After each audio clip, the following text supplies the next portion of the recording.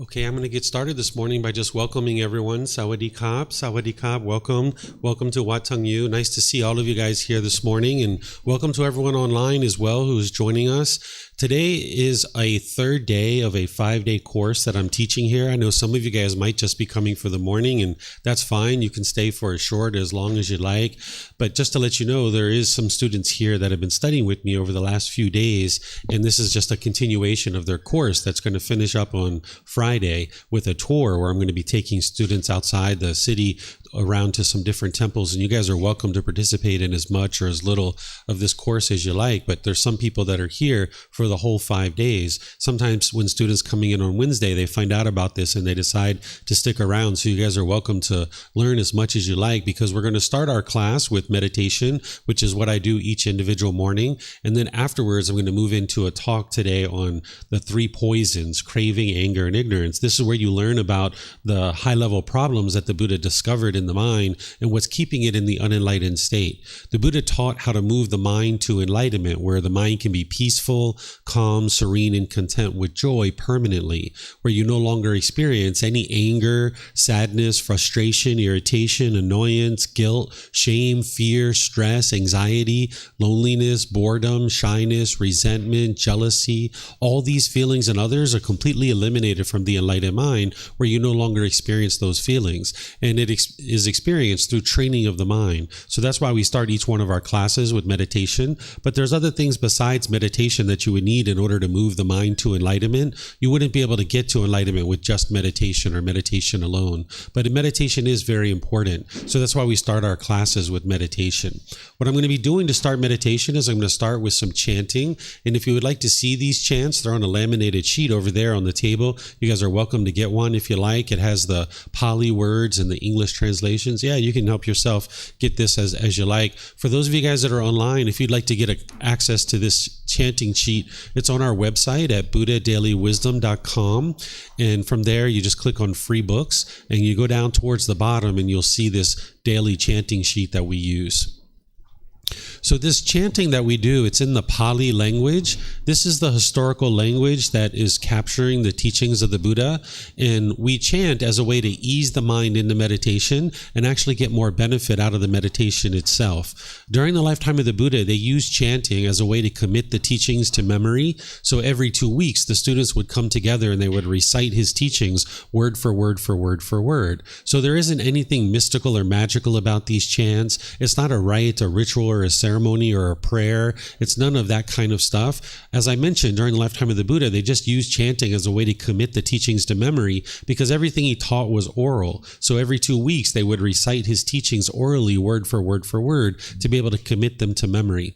I don't even think that the Buddha actually created these chants himself, because if you read the English translations, you see a lot of appreciation and gratitude and respect for the Buddha. And a Buddha doesn't walk around and hand out things like this and say, here, chant these things to me. He would have eliminated his ego and his arrogance and putting himself above others and judging others. That's not something that an enlightened being does, is having ego and conceit and being puffed up and thinking that you're so great and everyone else isn't. So these particular chants weren't probably even created by the Buddha. They were probably created by his students, either during his life or after his death. Because if you learned from a teacher how to move from the anger and sadness and frustration and all these other discontent feelings to the peace and joy that is the enlightened mental state, and that teacher didn't want anything from you or didn't expect anything from you, you'd probably have a lot of respect and gratitude for that person too. So people had a lot of respect and gratitude for the Buddha because he helped them eliminate the anger and sadness and all those other discontent feelings. By the time you get to enlightenment, it's physically impossible for you to experience any of those feelings because you've uprooted the causes and conditions that are producing it, namely what I'm going to be talking to you about today with the 3 poisons. So after the chanting, you're going to hear me have some guidance for you, that as we're actually meditating, I'm going to be guiding you in the meditation for a short period of time. But then there's going to be a period of time where it's just quiet and we're just all meditating together. Everybody here at the temple and everyone joining us online, we'll just all be meditating at the same time. Then we'll come out of the meditation with some more chanting, and you guys are welcome to join along in that chanting if you like. Then I'll give you a bit of guidance on your body position, because oftentimes people are just learning meditation and they need a little bit of support or suggestions on body position. Oftentimes people are learning in the seated position, which all of you guys are in the seated position. If you're on the floor, you might just have a cushion or even more under your rear just to soften it. And you would like to have your legs lightly crossed. By having your legs lightly crossed, it ensures that you have circulation in your lower legs. Some people even like to put their legs off the mat. This gets your hips up in the air and it lessens the angle at the hips, the knees, and the ankles. And again, it allows the circulation to flow. The Buddha put his right hand over his left with his thumbs together, and he put this into his lap. If you would like to do that, you're more than welcome to do it. But this practice isn't about everyone doing it exactly the same way. There's other options here as well. Some people like to put their palms on their thighs or on their knees. Some people like to put their palms up. Some people just rest their hands comfortably in their lap. So whatever you would like to do for your lower body and hands and arms, this will help you to be comfortable. And for those of you guys on a chair or on a sofa, maybe in a wheelchair or a bench or something like that, you can do the same thing, putting your feet flat on the floor, resting comfortably, or maybe lightly crossed at the ankles. It's whatever's comfortable for you. And then the same thing with the hands and the arms. The upper body should be erect. This keeps the mind attentive and alert during the meditation, where you can actively train the mind. You would like your sternum up and your shoulders back, which is going to help you not only to keep the mind attentive and alert, but it'll help you breathe in through the nose and out through the nose. So again, I'm going to start us off with some chanting, which you guys are welcome to join in with, and then I'll come back in with some guidance.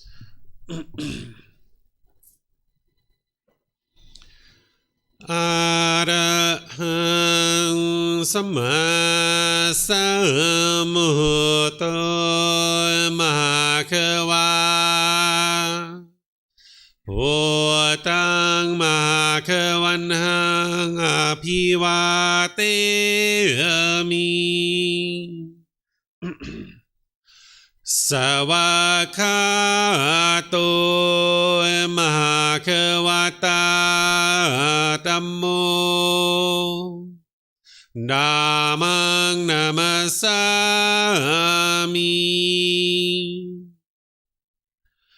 Supatipano Mahakavato Savaka Sangho Sanghang Namami Namo Rasa Bhagavato Arahato Samma Sambuddhassa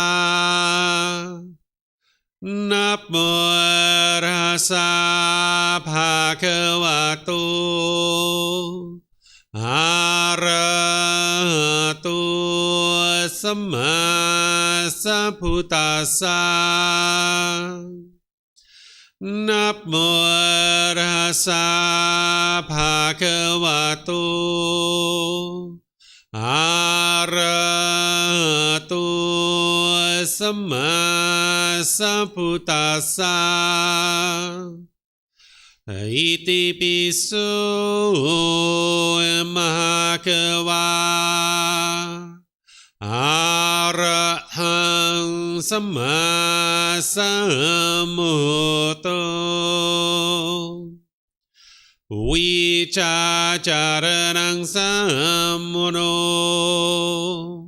Sakato Rokavitu Anutero Purisa Namasati Satatawat Manusarang Bhutto Bhagavati.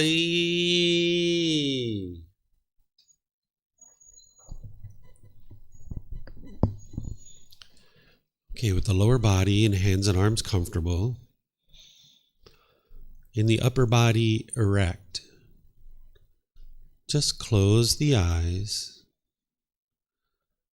and start breathing in through the nose and out through the nose. Here you would like to just focus on the breath, establishing a nice natural breath. Breathing in through the nose and out through the nose. Not allowing the mind to force the breath. Breathing in and out.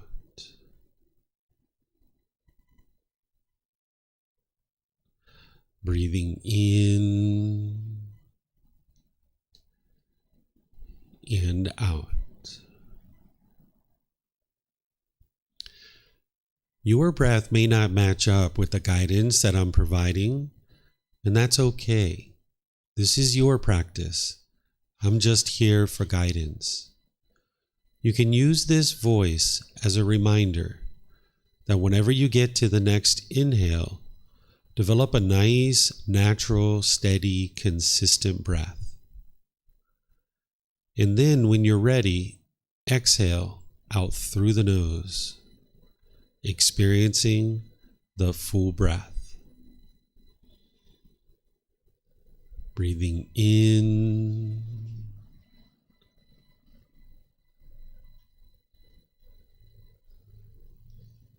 and out.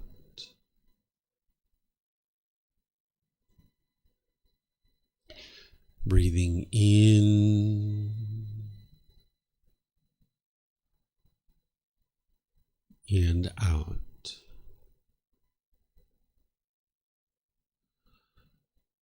With the breath well established, start fixating the mind on the breath, either the sound of the breath coming into the nose or the sensation of air moving over the skin into the nose. The breath is the present moment. Fixate the mind on the breath, the present moment. Breathing in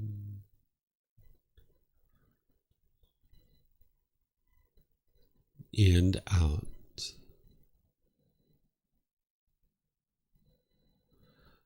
Breathing in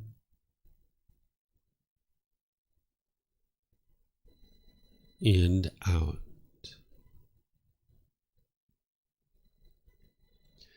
With the mind fixated on the breath, whenever you notice that it moves off the breath, cut that off, let it go, and come back to the breath, the present moment. No need to observe the thought, label it, judge it, analyze it, or even try to figure out where it's coming from. Whenever you notice that the mind is moved off the breath, cut that off, let it go, and come back to the breath, the present moment. Breathing in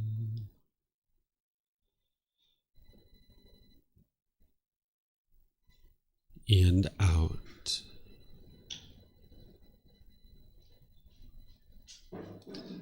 Breathing in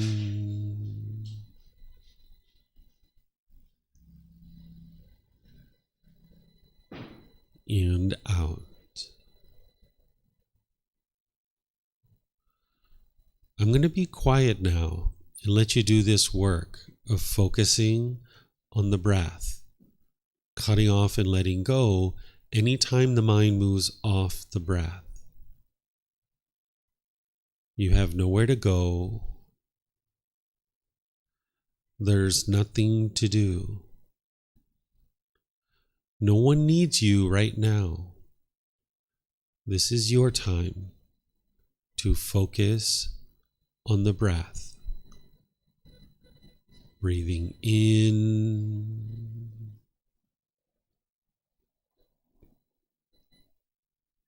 and out.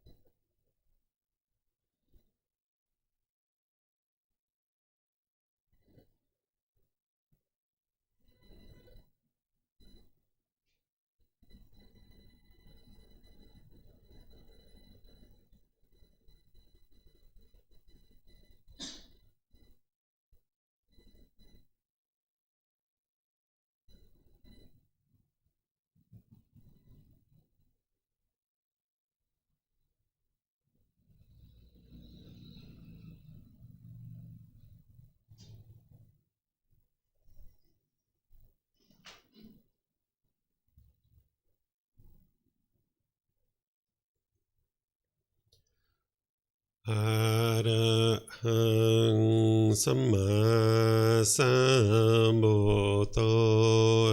Bhagava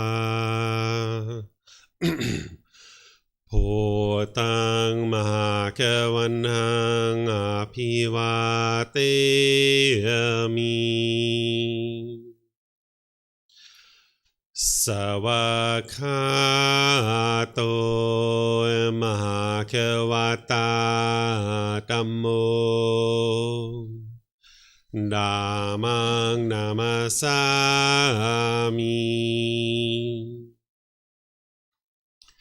Supatipano Mahakavato Savaka Sangho Sanghang Namami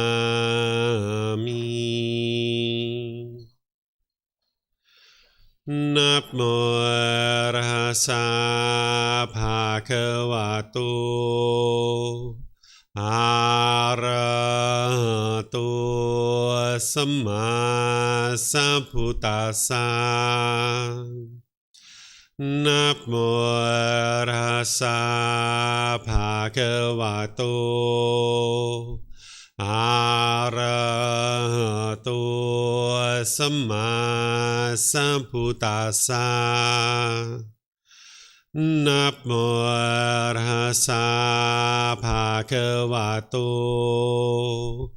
Arahato Samma Sambuddhassa Iti piso Mahakava Arahang Samma Sambuddho Vicacaranang Sammuno Sakato Rokavito Anutero Purisa Dhamma Sati Satatava Manusanang Bhoto Bhagavati.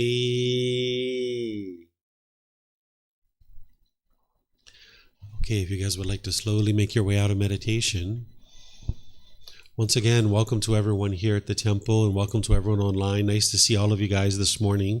For those of you guys that it's your first time here at the temple, I'll just let you know about a couple of things to help you be more comfortable. That in the back of the room, the very last door on the right, there's a bathroom there that you're welcome to use at any time. Feel free to get up and use the restroom. And there's a larger bathroom outside the classroom. If you go out to the parking lot, you'll see signs for the main bathroom for the temple, and that'll take you around to the larger bathroom. So feel free to use the restrooms and make yourself comfortable at any time.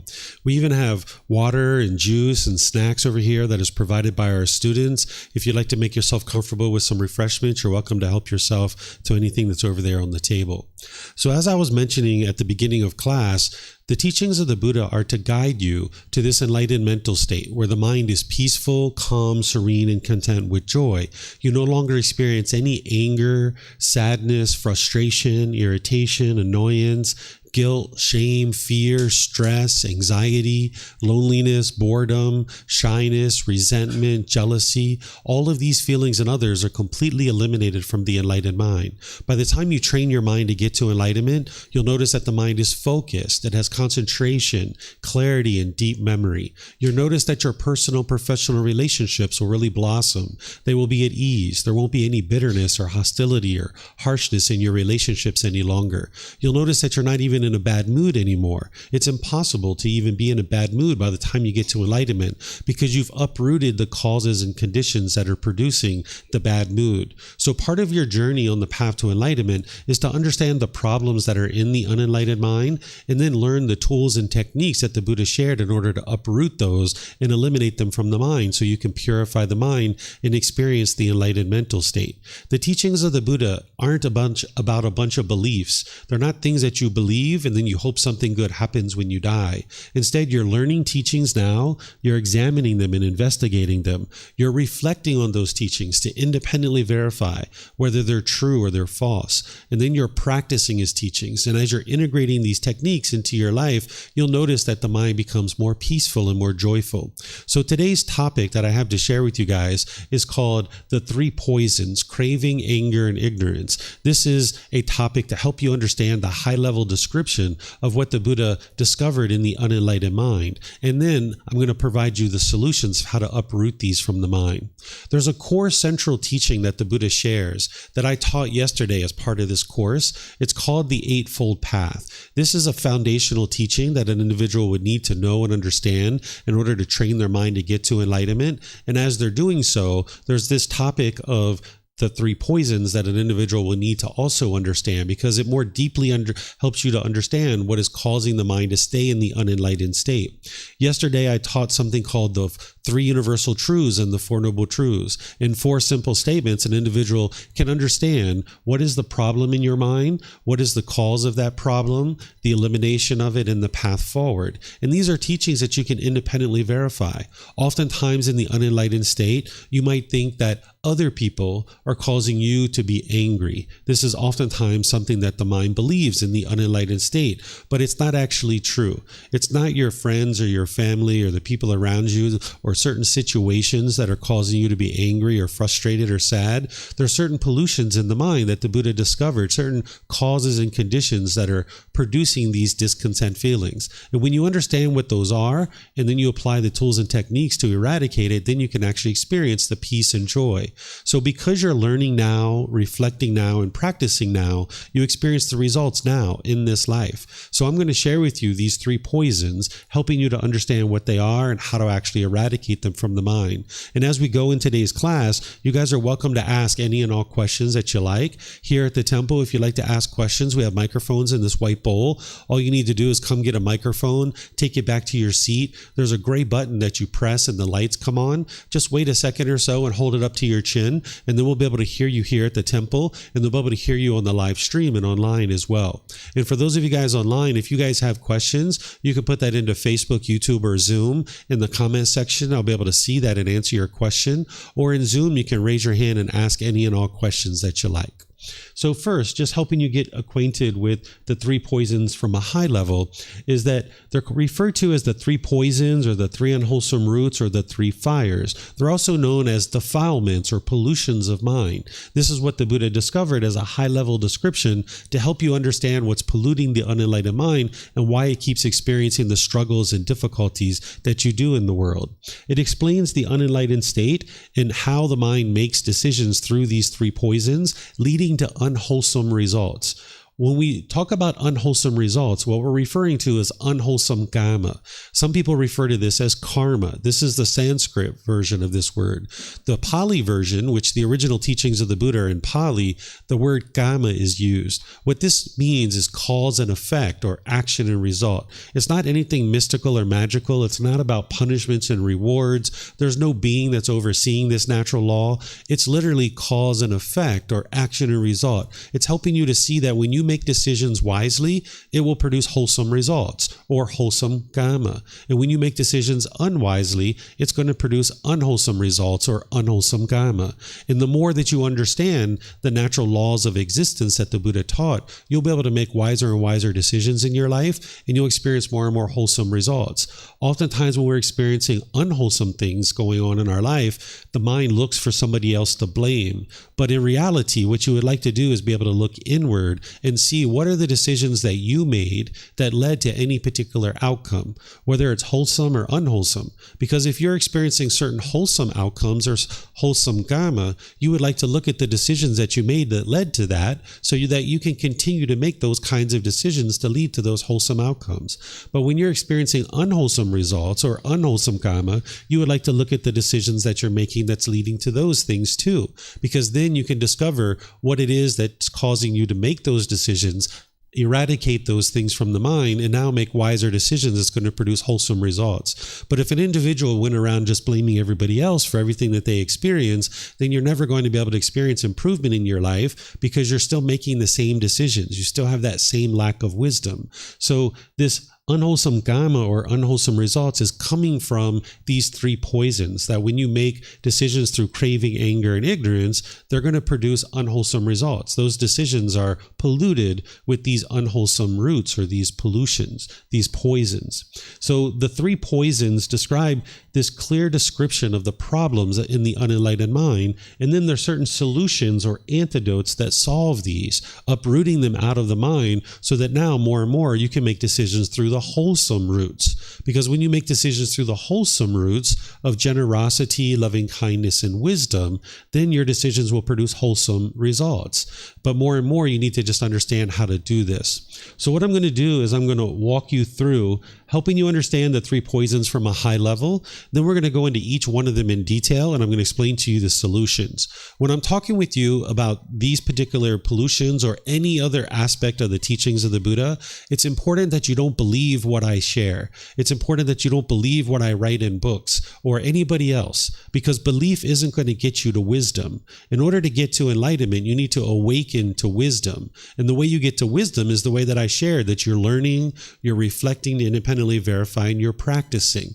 Now you'll know the truth about what really is existing in the world. The Buddha is not explaining the way the world should be, and there are certain rules and commandments that you should follow. And if everybody follows these rules and commandments, the world would become a peaceful place. That's not what the Buddha actually did. Instead, he explains the way the world is. Because when you don't understand the way the world is and these natural laws that are affecting you, you'll struggle and have difficulties in the world. That's what the sadness and the anger and the frustration and all those other things are. That's an indication to you that your mind doesn't have full wisdom to understand the world that you live in, and you still have pollutions in your mind. And by you understanding these natural laws through learning, reflecting, and practicing to get to wisdom, you can go out into the world, make wiser decisions that are going to produce more wholesome results. So as I explain these pollutions and these poisons, these three unwholesome roots to you, you're going to hear me talking about what they are. You're going to hear me talking about the symptoms, and I'm even going to give you some examples to help you understand these. And you can reflect on this as I'm teaching it to you. You're going to start hearing some things that I'm sharing with you that explains exactly what you're experiencing in life. And this is how you'll know that what I'm sharing with you is the truth. Because as I describe this to you, you'll be able to see the similarities to your own life. Because I've never met many of you here, but yet when I describe this, I'll be describing certain aspects of your life and what you're experiencing. And that's because every unenlightened being has these three poisons or these three unwholesome roots. So when I'm describing what they are and the symptoms and giving you some examples, you'll be able to see that in your own life, that you're experiencing these exact same things. And that'll be confirmation for you that your mind actually has these three poisons. And then you may be motivated to actually eliminate them so that you can get free of the struggles and difficulties that you experience because of these three poisons. So this first one we refer to as craving. Some people refer to it as greed. Then there's anger, or some people refer to it as hatred. And then there's ignorance or delusion. I'm going to explain to you what these are. I tend to use craving, anger, and ignorance because this represents best what the Buddha taught, in my opinion. But you'll see other people refer to it in other ways.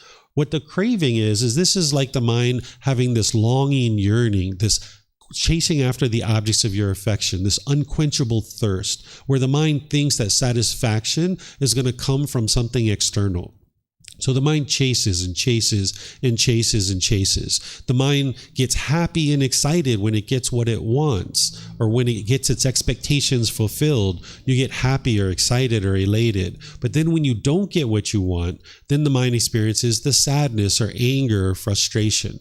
This is the mind's pollution of craving, desire, attachment that is producing this. That as long as the mind is longing, yearning, and thinking that satisfaction is going to come from something external, then in some situations you're going to get what you want and you get really happy about that or excited or elated. But in some situations you're not going to get what you want. And now the mind's going to be angry or frustrated or sad or some other discontent feeling. And this is the mind going up and down because of its cravings, desires, attachments. Then, like I mentioned, if the mind doesn't get what it wants, one of the things that can arise is this anger or this hatred or ill will, and lesser versions like frustration, agitation, annoyance. And when this is arising, it's very painful for the mind to experience. And in the unenlightened state, oftentimes people attribute these feelings of anger to something external. So when you attribute your anger, your frustration to like your mom or your brother, your sister, your friends, or other people in your life, your coworkers, what you might have been doing is you might be pushing people away, thinking that they're the ones who are causing you to be angry or frustrated and experience those painful feelings. You might think that these painful feelings are coming from something external. So you might push the person or push the situation out of the way. This is called aversion. And the mind doesn't realize what the real problem is the craving. So it thinks that pushing this person out of your life is going to solve the problem. But you can see that that doesn't solve the problem because you still get angry, you still get annoyed, you still get frustrated. If that was the true cause of the problem, when you push that person or you push that situation out of the way, you wouldn't get angry or frustrated any longer. Or another thing that the mind will do when it has craving and is starting to experience anger and it's uncomfortable with those painful feelings, it might be bitter and harsh and hostile towards people through your intentions, your speech, and your actions. You might be aggressive and hostile and bitter towards people, and now you damage your relationships. This is almost like an animal growling and roaring at another being, trying to convince them to do things your way, trying to fear them into doing things your way. Because the mind thinks that if I can just get my cravings fulfilled and this person does what I want them to do, then I'll be happy. But this isn't actually true, because that happiness arises, it changes, and it fades away. That bitterness and harshness and hostility that you put out, it's just damaging your relationships, and now that's going to come back to you. And then the third thing that you might do when you have these cravings in your mind and you experience this anger arising is you might put your expectations on people, trying to control them, to get them to do things your way. And this is what the mind does when it doesn't understand true reality, is that because of its cravings, it's going to get happy when it gets what it wants. And when it doesn't get what it wants, it's going to experience painful feelings. And now when those painful feelings are arising, you'll tend to attribute them to somebody else, something external, and you'll either push that situation away, push that person away, or you'll be bitter, harsh, and hostile towards them, or you might put your expectations on them and try to control them. Where all of this is coming from is the third poison, or the third unwholesome root. It's oftentimes translated as ignorance. I tend to use the phrase unknowing of true reality, because this phrase or this word ignorance is kind of like a derogatory word. And this is a way to like maybe talk down to people. And the Buddha wouldn't have talked down to people and looked at people in derogatory ways. So the phrase unknowing of true reality is a much better way to think about this, or confusion or misunderstanding or misperception. That the unenlightened mind lacks wisdom. It has a certain lack of wisdom that it doesn't realize what it doesn't realize. It just doesn't understand what it doesn't understand. The unenlightened mind doesn't realize that it's causing its own discontent feelings. The unenlightened mind firmly believes that other people are causing you to be angry or frustrated or annoyed. And this just isn't true. But this is what the mind firmly believes. And you might go around the world with this lack of wisdom, making a bunch of unwise decisions about your relationships and the things that you're doing. So as long as these three poisons are in the mind, where there's these selfish desires, this cravings, this desires, these expectations, these wants, and then there's going to be this anger in certain situations because you're not going to always get what you want. In this ignorance or this unknowing of true reality, an individual stays stuck in this constant cycle of experiencing anger and frustration and agitation over and over and over and over and over again.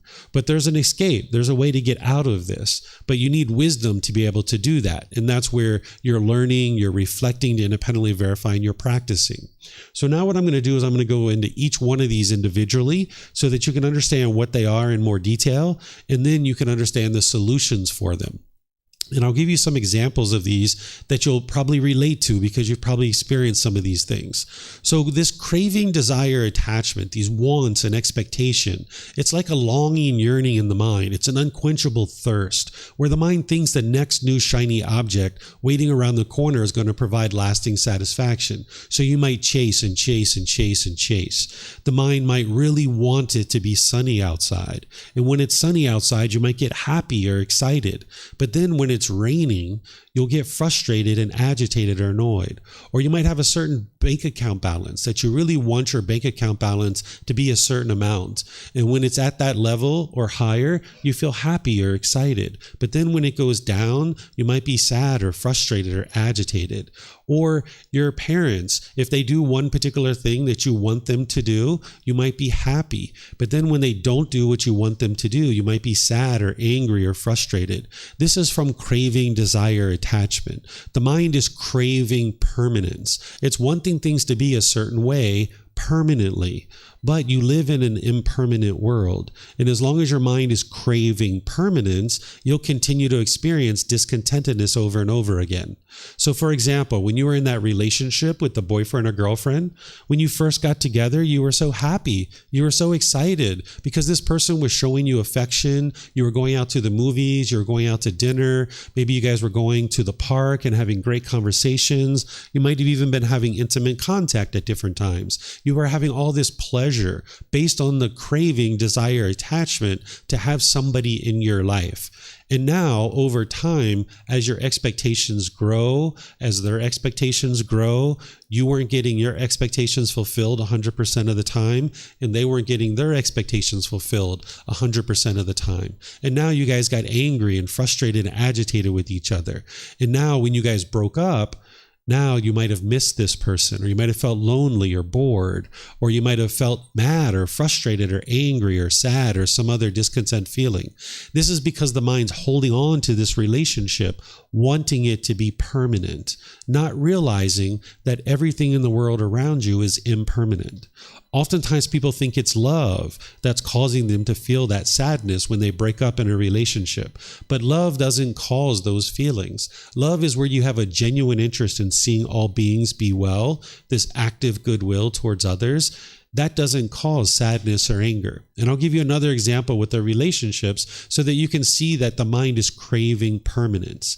Think back to maybe when grandma or grandpa passed away, or brothers or sisters or mom or dad, maybe they died. And when they died, you might have grieved during that period of time. You might have been sad or upset or frustrated. It's not because you're a bad person or you did anything wrong. It's just because the mind is craving permanence. It's wanting grandma and grandpa to be permanent, but yet they are impermanent.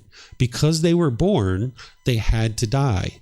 And as long as they're alive, your mind was getting what it wanted and it felt happy. But then when they died and the mind wasn't getting what it wanted, then the mind might have felt sad or angry or frustrated or some other discontent feeling. This is the mind holding on and clinging and craving permanence and wanting things to be permanent. If you've ever been to a wedding and you cried at a wedding, or the people around you were crying, it's the same thing. The mind is craving permanence. This person who's going off into the world with other people, the mind's wanting this person to be permanent in your life. And now at this wedding, it's a symbol of them going off into the world with someone else, and the mind can really struggle during this period of time. Or maybe you got dropped off at college or university, and you or your parents might have been grieving or crying or upset. Same thing. The mind's holding on and craving permanence. It's not the love that's causing this. Here's an example that isn't with relationships that'll help you to be able to see this perhaps more closely. If you get a brand new car, a certain car that you've been saving up money for, and you've always been wanting this car, and now you purchase this car, you drive off the parking lot, and wow, you feel so proud of yourself. Your friends are going to see you driving this car. You have all these pleasant feelings. They're going to see how successful you are, and you're just so proud driving down the street in this new car. But now you park your car at the store, and you go inside to get something, and you come outside and there's a scratch on the car. You might get frustrated, right? It's like, oh my goodness, who scratched my car? And you might think that it's the scratch that's causing you to be angry. Or you might think it's the person who scratched your car. You might think it's them who's causing you to be frustrated, but it's not. What's causing you to be frustrated is within your own mind.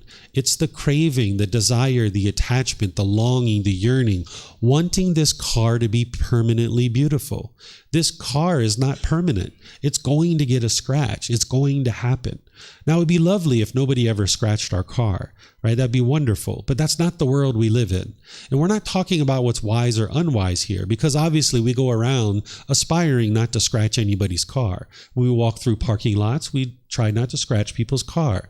But the thing is that we live in an impermanent world. And as long as your mind is craving permanence and wanting this car to look permanently beautiful, when you see that scratch on your car, you'll get angry, you'll get frustrated, right? This paint on the car is going to fade. The tires are going to need to be changed. The upholstery is going to fade away. It might get ripped or torn. And as long as the mind's craving permanence with this car, when you start experiencing impermanence, your mind's not going to like that. It's going to be very frustrated and agitated or annoyed. We could go example after example after example, and you could see how every single time you've ever been angry or sad or frustrated or agitated or some other discontent feeling, it's coming from your own mind. And this is the work that you need to be able to do. You need to be able to confront true reality and see true reality, that it's not other people that are causing your mind to be angry and frustrated. Because as long as you keep believing this, you'll never actually be able to fix it, because you're looking in the wrong place. You might actually be going around the world trying to convince other people to do things your way. And again, this is where the mind pushes people away or pushes the situation away. This is called aversion. Or you might be bitter and harsh and hostile towards people. Or you might put your expectations on people and try to control them. And there's 8 billion people in this world. There's no way that they're all going to do it your way. They're not going to do things your way. So as long as you're craving for people to do things your way, you're going to constantly be angry and frustrated and agitated. So as I mentioned to you, don't believe me about these things. Look at your own life. Look at a recent situation where you've been angry or frustrated or sad. There was something your mind was craving. There was something you were longing, yearning for. And if you would have got what you wanted in that situation, you would have been happy or excited. But because you didn't get what you wanted, your mind was frustrated or agitated or annoyed. So you can take a moment and look at your own life. Maybe it was this morning, maybe it was yesterday, maybe it was last week. There was something you wanted in that situation. And at that time, you might have been looking for someone else to blame for your anger and your frustration. But it's not about blame. It's not about fault, right? It's just about seeing true reality, that your mind has this craving, these desires, these attachments. And there's tools for you to eliminate these from the mind. As I mentioned, there's the Eightfold Path, which is the core central teaching that you would need to learn, which are 8 individual steps that the Buddha teaches in order to help you eradicate the craving, desire, attachment from the mind. But there's 2 things that are targeting this specifically: breathing mindfulness meditation, which we just did this morning, and generosity. These are training your mind to let go. Because with craving, desire, attachment, with clinging in the mind's holding on. So when you had that boyfriend or girlfriend, when you guys split up, when you first got out of the relationship, you might have been angry or bored or lonely or sad. But at some point, you said, you know what? If he wants to be with someone else, so be it. Let him go. Or if she wants to be with someone else, so be it. Let her go. Or if he wants to move to another country or to another town, so be it. Your mind let it go. And when you let them go, you didn't experience the anger and the sadness and frustration anymore. Your joy came back. Your peacefulness came back. But it was only a matter of time before you started craving and desiring something else. So when your mind lets go, this is what's going to help you so that you don't experience the anger and the frustration and the sadness. So the breathing mindfulness meditation that we just did, where you're focused on the breath and your mind's moving off the breath, you're training your mind to let go and come back to the breath. Your goal in this meditation isn't to eliminate your thoughts. Sometimes people think the goal of this meditation is to eliminate your thoughts based on the way that it's taught. But that's not the actual goal. The goal is to develop mindfulness or awareness of mind and concentration. These are 2 wholesome qualities that you're developing so that you can be aware of the thoughts sooner and sooner, and you can have concentration and focus and clarity. But then you're eliminating the unwholesome quality of craving, desire, attachment, where you can train your mind to let go. Because now in day-to-day life, when you're out and about and you're starting to notice the anger arising, you can let go. So your mindfulness and your concentration is going to help you to be aware of that anger that's arising or the frustration or any of these other discontent feelings. And then if you've trained your mind to let go, then you'll be able to easily let that go. So in the meditation, we're training the mind to let go of anything and everything that comes up, because it's like taking your mind to the gym, that you're exercising the mind and building these qualities. But then in day-to-day life, you're only cutting off and letting go of the unwholesome things that are arising. And these discontent feelings are the unwholesome things, part of the unwholesome things that are arising. So when you go to the mall and you see that new pair of shoes and you're like, oh, I really want those new pair of shoes. Yes, yes, yes, yes, yes. Oh, I can't wait to get my hands on those new shoes. Oh, they're going to be so great. And then you think for a moment, hold on a second. My mind's longing, yearning here. Let me pull that back. Let me let that go. I've got 30 pairs of shoes at home. I actually don't, but maybe you have 30 pairs of shoes at home. At one time, I used to have 30 pairs of shoes, right? So you can remind yourself, hey, these shoes aren't going to provide lasting satisfaction. I have 30 pairs at home. How many pairs can I wear in one day, right? Or one time, right? So when the mind's longing, yearning for that particular thing, it's not the shoes that is the problem. It's the mind longing, yearning for the shoes, thinking that these shoes are going to provide lasting satisfaction. And you'll see this about the mind. When you're experiencing painful feelings, the mind will think, I know what I need. I need a new boyfriend or girlfriend. That'll fix everything in my life. Let me chase after that for a while.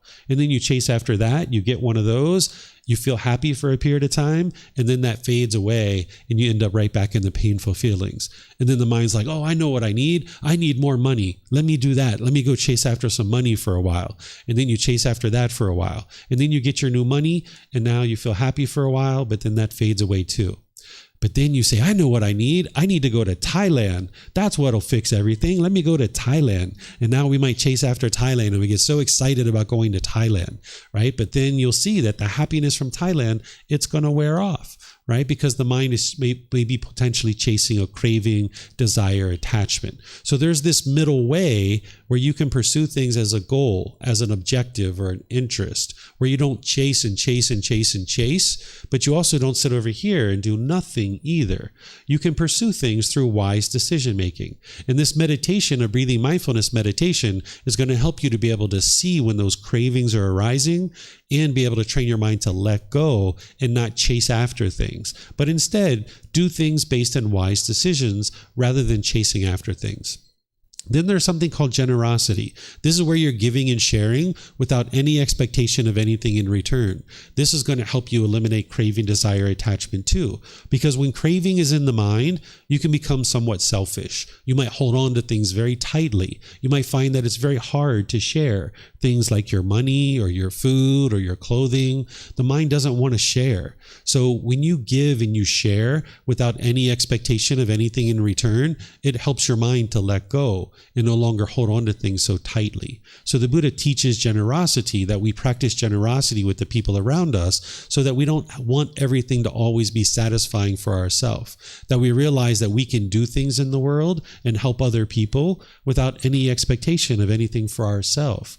And this will help you to eliminate craving, desire, attachment in the mind. So a combination of breathing mindfulness meditation and generosity is really targeting your craving, desire, attachment, but it's really the eightfold path that is going to be helping you to really eradicate these cravings from the mind. And that's why it's important to study that through either our books or our videos, our podcasts, our audiobooks, our courses and classes and retreats that I share. All of this is available for you at no cost. So if you're interested in studying and learning and transforming your mind, you can accomplish that. So is there any questions here on this first poison or this first unwholesome root of craving? You can ask questions here by using the mics, or online you guys can ask through the comment section or through raising your hand in Zoom. Okay, it looks like Chris has a question. Go ahead, sir. I see where one of the antidotes is breathing mindfulness meditation, and it talks about that cultivating right concentration. And I'm wondering if right concentration involves focusing on the inner body that results in peace, stillness, and calmness, because in my practice, I'm starting to sense that a lot of concentration on focusing on inner peace, and I'm wondering if that's the same thing. The concentration that we're talking about here is being able to practice singleness of mind, where you have focus and clarity, because you're going to need to bring forth your wisdom to be able to practice any of these teachings. So the concentration is the focus, the clarity, the singleness of mind. That's what, whenever we talk about concentration, that's what we're referring to.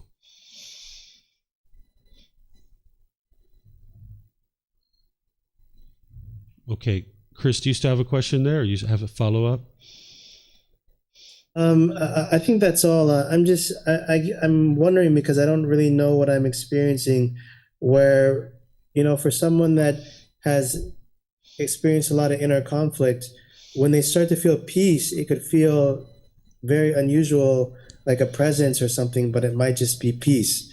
I just get confused because I'm experiencing more focus, and I feel better when I'm focusing on peace and joy and calmness. I tend to make better decisions than when I don't do that, and I don't really understand it.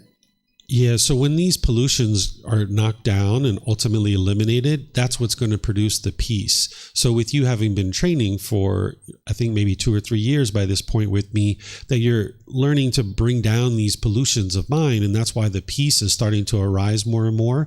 But you don't need to focus on the peace. What you need to be able to do is practice the mindfulness and awareness of mind, that whenever you see these pollutions arising, that then you take action to apply right effort to cut off and let go of any of this pollution that's arising. And then getting rid of more and more of the pollution, that's when the brightness and the radiance, or the peace and the joy, will shine through. It's kind of like if you have the sun and you have clouds in front of the sun, by getting the clouds out of the way, the sun can shine through more brightly. So that's what's happening, is as you're getting rid of more and more of this pollution, the radiance and the brightness of the enlightened mind is shining through more, and you're starting to see more peace and joy coming through. But you don't need to focus on the peace and joy, because that's just a byproduct of you focusing on the pollutions and getting rid of the pollution of the mind.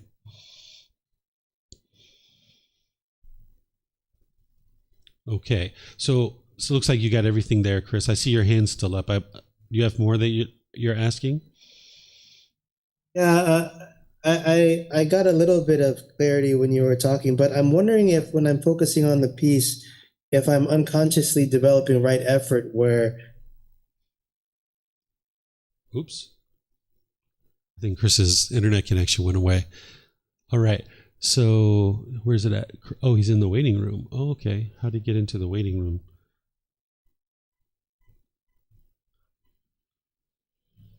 There you go, Chris. You got cut off there for a moment. Okay, yeah. I'm wondering if what I'm doing is right effort, where when I'm focusing on the peace, I'm maintaining it so that it doesn't fade away. I'm starting to think that maybe that's what I'm doing somehow. The right effort is to eliminate those unwholesome qualities and arise the wholesome qualities. That's what you're doing when you're applying right effort. Okay. I think you've got what you'd like now. I see your hands down. Okay, so we're going to go on to the next one, which is the anger, the hatred, the ill will. This is what's going to start arising if the mind isn't getting its cravings fulfilled. If it's getting its cravings fulfilled, it'll get those pleasant feelings. It'll get the happiness, excitement, elation. But if the mind doesn't get its cravings fulfilled, that's when this anger and hatred and bitterness and hostility can arise in the mind. This is where an individual might be resentful or hostile towards others through your intentions, your speech, and your actions. It motivates unskillful conduct. That this is where you might have been bitter with others and it damaged your relationship, and people chose to no longer be in a relationship with you because of the bitterness and the harshness and hostility. Or at the very least, you damaged that relationship, and now you guys struggled for a period of time when the bitterness and hostility is coming out. So this anger and hatred and ill will motivating unskillful conduct towards others can be eradicated from the mind. And the way that you do that is with loving kindness meditation. This is a different type of meditation than what we did this morning, where you're essentially rewiring the mind. Oftentimes people think loving kindness meditation is to change other people, but that's not actually the case. There's nothing you can do in meditation that is going to change somebody else. Everything on the path to enlightenment is to work on your own mind. So this loving kindness meditation is essentially rewiring your mind so that now you can go out into the world and be more loving and kind in your relationships. Because right now, if you lack wisdom to understand that your mind is causing your own discontent feelings, when you feel anger and hatred and frustration, you might go down this well-worn path of being unskillful, where you're bitter and harsh and hostile. And you know where this well-worn path leads to is it leads to broken relationships. But now with the new understanding that craving, desire, attachment is causing your discontent feelings, when you're experiencing something in a relationship or at work or wherever you're at, instead of thinking it's the other person that's causing this anger, you need to be able to start looking inwards and now go down this new path where you have love and kindness for others. And it's like getting out a machete, and you need to break down this new path and create this new path where you have love and kindness for others. Because this well-worn path of anger that you might have been going down throughout your life, it just ends in broken relationships. And if you keep going down that path, you're going to keep experiencing the same thing over and over and over again. But if you get out your machete and you start breaking down this new path and creating this new pathway in the mind where you rewire the mind, now, of course, that can be a little bit challenging at first, but as you start going down this path more and more, this becomes the well-worn path. That when you're experiencing any particular thing in the world, you can have this loving kindness for all beings. And this old path of anger, it gets overgrown and your mind doesn't go down that path anymore. So that's what you're doing as part of eradicating the anger, hatred, and ill wills. You're essentially rewiring the mind. There's this meditation where you do these affirmations in the mind, and it helps you to rewire your mind to have love and kindness. So that now with that loving kindness meditation, you can go out in the world and be more loving and kind in your relationships. And now you can not only transform your mind, but you transform your relationships. I'll give you a little bit of a story from my life that when I was growing up, I had a lot of resentment and hostility towards my mom because there were certain expectations of things that I wanted my mom to do. And all throughout my childhood, I had all kinds of problems with my mom. We always argued. We always had fights and difficulties and struggles. And it was only a matter of time before when we were together that things would erupt and there would be all kinds of problems in our life.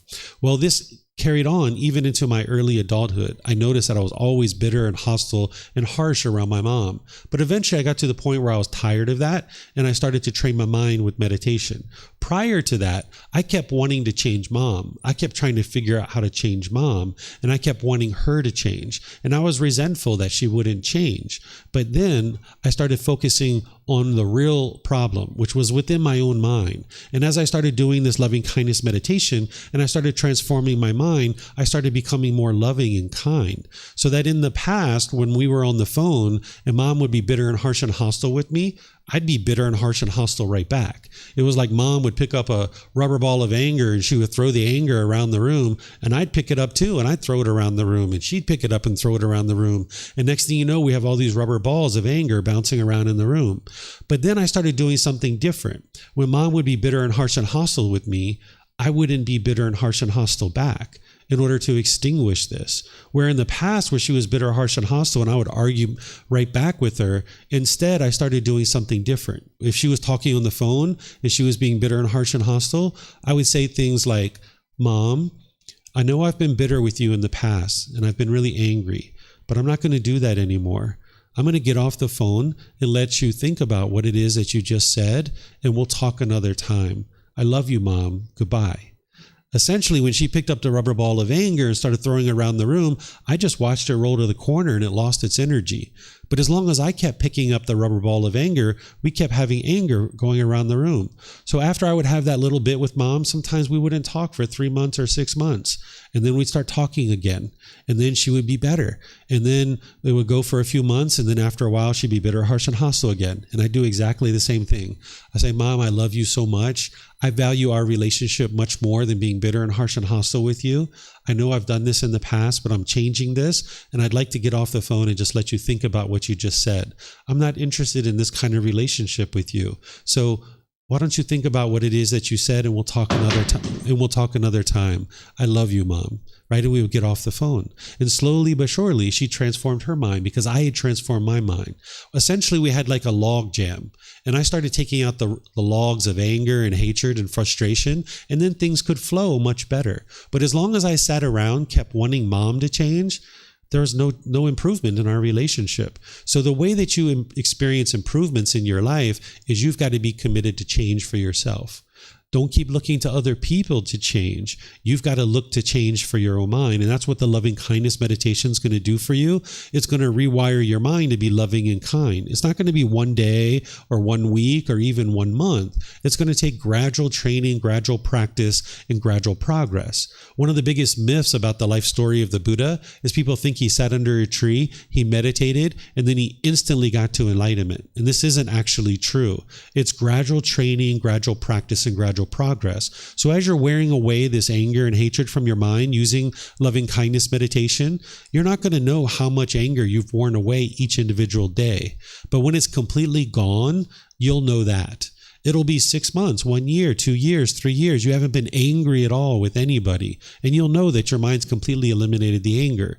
The Buddha gives a great analogy about this. If you have a digging tool and it has a wooden handle on it, and you're digging with this wooden handle, this tool every single day, every day you're wearing wood away from the handle of the tool. You're not going to know how much wood you wear away each individual day, but when it's time to replace this handle, when it's completely exhausted, you're going to know that. But each day, you're not going to know how much wood you wear away from the handle of this tool. But when it's completely gone and you need to actually replace the handle, you're going to know that.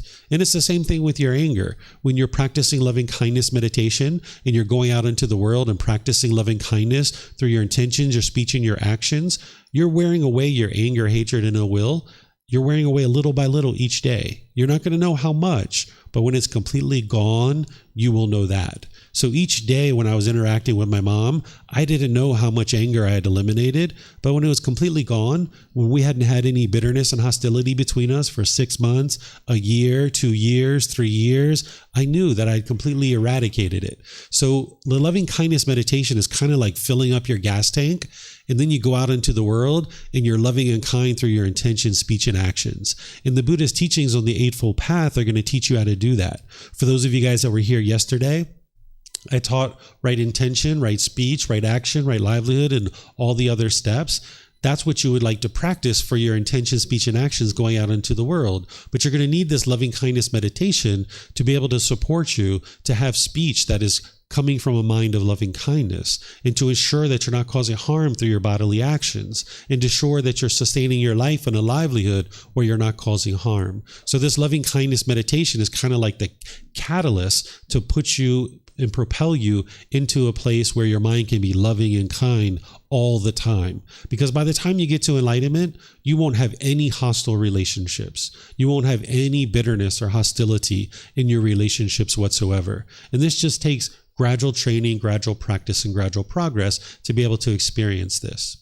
So do you guys have any questions on the anger, the hatred, or the ill will, or the solutions? Yes, ma'am. If you could get a microphone here, just press the button and you can take it back to your seat with you, because you might have more than one question, or someone else around you might have a question.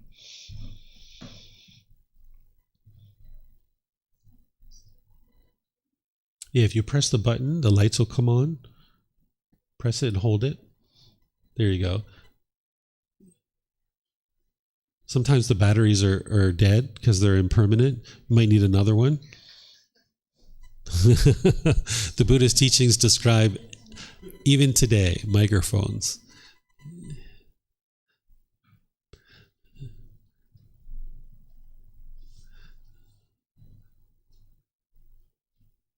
Is it working? Let me see it. We have some students that have been here for a while, so they know how to use them. Yeah, this one's dead too. Yep, that's impermanence. Claire's helping you out. Right. So I think it's really inspiring hearing all this. My question is more about like I feel it's like we like have to take a step back when there's any like conflict. Is that so? Because when you're saying your case with your mom, I have kind of similar case. And And I feel like, should I be the one to always step back and give space for this? Should I be the one to sacrifice so that our relationship could improve? The answer to your question, the first part is yes, you should always be interested to step back, but you shouldn't look at it as a sacrifice. You're not sacrificing anything. The only thing you're getting rid of is the anger, the hatred, and the ill will. That's what you're getting rid of. That sometimes people, they want to fight. The ego is in there, which is the arrogance, the pride, the boastfulness. I'm right and you're wrong, and I got to prove to you that I'm right. It's like a fight to death. It's like two animals fighting to death, and that's not what's going to promote a wonderful life for yourself. So if your mom is angry or hostile or bitter, yes, step back, walk away from that. It's not the proper time to talk. When your mind is angry or her mind is angry, it's not the proper time to talk. And this is part of what I taught yesterday. If your mind's angry or her mind's angry, it's just going to be fireworks, and you're not interested in that. You would like to cultivate a more healthy relationship. And that's why there's more training besides what I'm talking about here. Yesterday was the real core central focus of this course, because it's the core central teachings of the Buddha.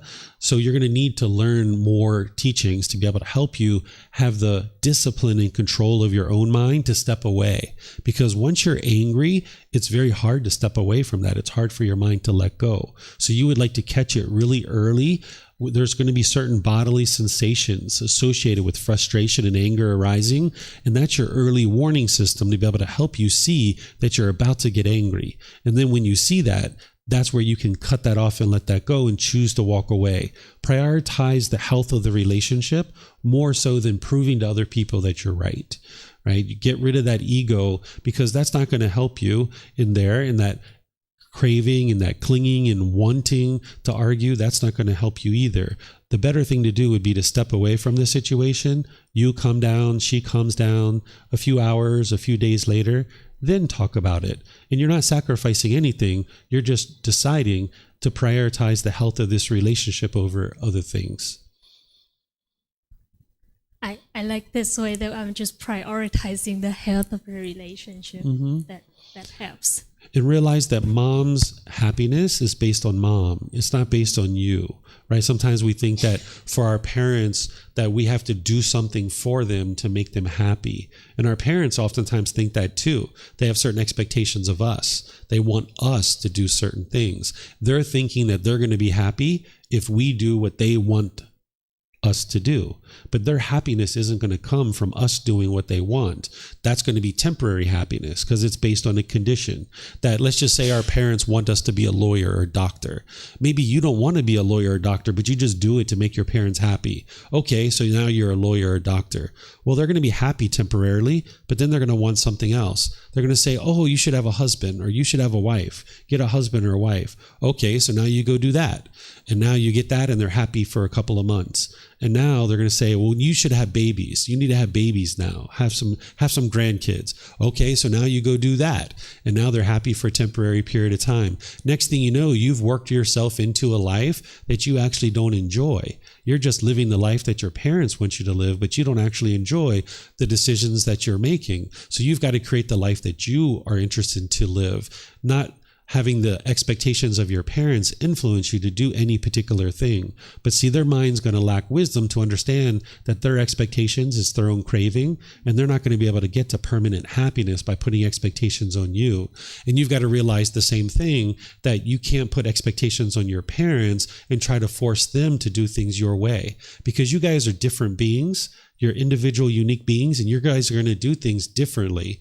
And if you're wanting your parents to do things your way and they're wanting you to do things their way, then you guys are just going to meet with conflict. Whatever decisions they make, that's on them. And then you make the decisions that's right for you. And don't ever allow yourself to be in a negative relationship where you're arguing, you're frustrated, and you're agitated. So as I was training my mind with loving kindness meditation and working this path to enlightenment, there were certain relationships that I had to let go of, that I wasn't committed to. There was too much anger and bitterness and hostility, and I just let go of that relationship and I moved on.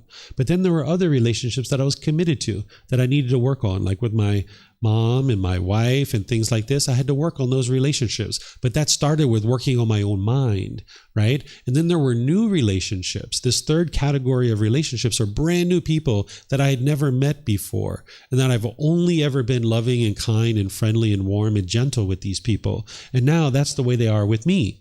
So that's how you clean up your life, is you let go of certain relationships that you're not committed to, that there's too much bitterness and hostility. Then you work on your own mind and work on these relationships that you have problems, but you're more committed to. But then you forge new relationships, and you're only ever loving and kind and polite and respectful in these relationships. And now that's all you'll experience coming back to you, because that's what you're putting out, and that's what'll come back to you. Mm-hmm. Thank you. Yeah, you're welcome. Oh, Claire, yes. So I understand with our very close relationships, we're going to want to make the investment or provide the generosity or back off, whatever it takes to make the relationship smoother. And I did that with my mom, who was also difficult. And I understand that leaning toward people who are new in my life, it's easier because we're kind and polite to each other from the beginning. Mm-hmm. And it's that third category of people in our lives who are difficult, who are maybe not easy to, I'll use the word avoid. You can comment on that. That third category, there are a couple of people in my life where, like, there are people in a place where it's difficult for me to get away from, where they're gossips or they're self-aggrandizing. They want to say nice things about themselves all the time, and it's unwise speech on their part. Mm-hmm. And I'm trying to figure out where's the difference from stepping away and actually having an aversion or a repulsion, that balance. Sure. Okay. So from the outside looking in, it's going to look exactly the same, that you're stepping away from a relationship. But the difference is, with aversion, the mind falsely believes that the problem is this person, and now I'm going to push this person away, and that's going to solve my problem, and I'm going to move on. That's aversion. But you can leave from a relationship realizing that any painful feelings that you have is coming from your own mind, and it's craving, desire, attachment, and leaving this relationship doesn't solve the problem. That you still need to eliminate your craving, desire, attachment. So with aversion, you still have wrong view, that the individual thinks that this is the problem, I'm going to push this person away, and now things are going to be better in my life. That's aversion. You have wrong view. You don't understand that craving, desire, attachment is the problem. When you're stepping away and you realize that, hey, I've got some cravings here, and I am experiencing painful feelings, and I need to solve those cravings, but I can't do that while I'm in this relationship. So I need to step away from the relationship and give my mind a break so that I can work on eliminating my own cravings, desires, attachments. Now you're maintaining right view, and that's where you can get improvement. You're kind of putting this relationship on pause, perhaps, like I did with my mom a few times, or you might be stepping away from it entirely. There are certain people that, you need to step away from entirely, but you maintain right view, that you've got to do the work to let go of those cravings, desires, attachments, because that's what's going to fix it. Because the very next relationship you're in, where that person is doing that same thing, if you still have the craving, you're just going to experience the same exact problems. Mm-hmm. Okay, so now we'll move on to this third one, because the third one is the whole reason why the other two actually exist, which is called ignorance or unknowing of true reality, or delusion or confusion or misperception or misunderstanding. The mind just lacks wisdom. It just doesn't understand what it doesn't understand. In the unenlightened state, the mind firmly believes that other people are causing you to be angry or sad or frustrated or annoyed or some other discontent feeling. The mind firmly believes this, and you've probably been in arguments before where you've been adamantly trying to convince people that what they're doing is wrong and they need to stop doing what they're doing, or else you're going to keep getting angry. This is because of the mind's lack of wisdom, the unknowing of true reality, right? So even though we call it craving, anger, and ignorance, it's really because of the ignorance. It's because of the unknowing of true reality, the lack of wisdom, that craving and anger continues to exist. Because if you had wisdom to truly know what the true problem is and what the solutions are, you would eradicate craving and anger. That's what a Buddha discovers for you. He figured out on his own, without the help of any teachers or any guides, what is plaguing the unenlightened mind and how to eliminate it. And when he cultivated that wisdom and he eradicated these pollutions from his mind and he got to the peace and to the joy, and he knows that that's what he experienced, he then spent the rest of his life from the age of 35 to 80 to sharing those independently discovered teachings with countless people. And countless people learned and practiced and got to this enlightened mental state during his life, and then after his death, countless more people got to enlightenment. So you can get to this same mental state that the Buddha got to. The Buddha isn't a god or a deity or anything like that. He's a human being just like you and I. You can see the picture that I have of him up here. He's a human being. There's one back there on the back wall too. He didn't have that big crown on his head. All those statues you see around Thailand, that's not what the Buddha looked like. He walked around just like you and I. He's a human being. He didn't have a crown on his head when he was walking around. He was humble and down to earth. He figured out through wisdom what it takes to train the mind to get to this peace, calm, serenity, and contentedness with joy, where all your relationships can be harmonious. So you do that through investigating the teachings, through cultivating wisdom. That's why I started my talk with sharing with you, don't believe anything that I share, because belief, you don't know what's true or false. You're just believing it because either someone else convinced you to believe it or you convinced yourself to believe it. And now your mind can be shaken up by that. By the time you get to enlightenment, your mind has deep wisdom. It's unshakable, that there's nothing that can shake up your mind. It's steady and stable, right? And that comes through cultivating the wisdom in the mind of how to train your mind and eradicate these pollutions. So you need this wisdom through learning, reflecting, and practicing. And this will help you to gain the elimination of any kind of false beliefs and have independent verification of these natural laws of existence around you. That when you're struggling and having difficulties in the world, there's just certain wisdom that you lack. Right? So if you see the same things being repeated in your life over and over and over again, this is just because you lacked wisdom and you're making the same decisions over and over and over again that's leading to these same results. So like me with my mom, we kept arguing over and over and over and over and over again. And when I looked at it and I realized what was going on, then I was able to apply wisdom, train my mind, get rid of my cravings, wanting my mom to be a certain way, and then I could get rid of my anger. Right? And I had to do more things than just loving kindness meditation, but nonetheless, that was the catalyst to helping me do that. But I needed the wisdom to understand that it was loving kindness meditation and these other teachings. So it's wisdom that is going to transform your mind. So that's why you're learning, reflecting to independently verify and practice. The wisdom that you need are things like the Three Universal Truths, the Four Noble Truths, the Eightfold Path, the Five Precepts, the Brahma Viharas, the Natural Law of Karma, the Seven Factors of Enlightenment, extensive meditation training, and elimination of the 10 fetters. The 10 fetters are the most detailed description of the pollutions in the mind that the Buddha gives. This is kind of like a high-level way of looking at the mind and its pollutions, but there's a more detailed way that he describes it. It's called the 10 fetters. They're referred to as fetters because during the lifetime of the Buddha, if you were a prisoner or a criminal, they would attach a fetter to your ankle to keep you trapped in a certain area. And a fetter is a shackle, a chain, and a ball, and they would put you out in a field, and that's how you would stay confined to a certain area.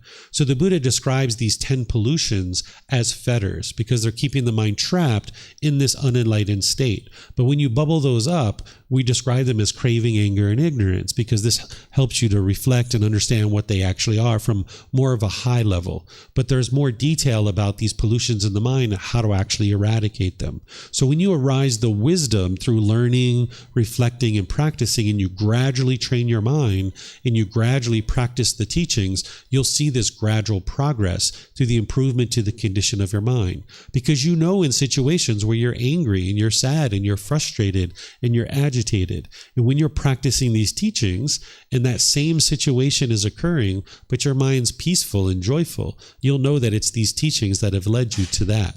So it's the wisdom and cultivation of wisdom that's going to lead to the improvement to the condition of the mind. And that's why you're not interested in any belief whatsoever. And this is why the Buddha didn't teach rites and rituals and ceremonies and worship. Even though you might see these things associated with Buddhism, the Buddha didn't actually teach these things. So if you go to a temple and you see them doing rites and rituals and ceremonies and worship, the Buddha didn't teach that because it doesn't lead to wisdom. So you might have been involved in situations where they're sprinkling water around the room, or they're doing certain prayers or worship, or they're tying strings on your wrist or things like this. None of this is what the Buddha actually taught, but you'll see this because we're 2,500 years away from the death of the Buddha, and people oftentimes aren't studying with his original teachings.